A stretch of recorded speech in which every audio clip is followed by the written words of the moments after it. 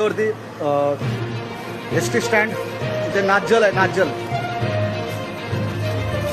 आता हे गरीब व्यक्ती आहेत. आता त्यांना 20 रुपयांना बॉटल विकण्याची यांना सक्ती केलेली आहे.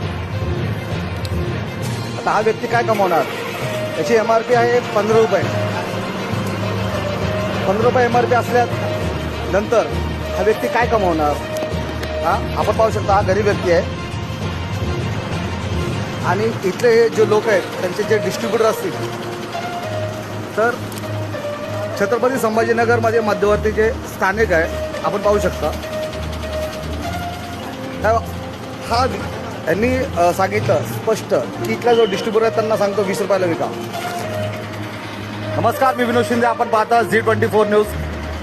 Z24 न्यूजमध्ये आपले हार्दिक स्वागत आहे.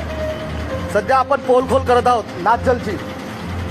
आपण प्रत्येक बस स्थानकामध्ये नाचजलचा जो घोटाळा चालू आहे त्याच्या पोलखोल करत आहोत आणि ही पोलखोल तुम्हाला मी दाखवत आहे.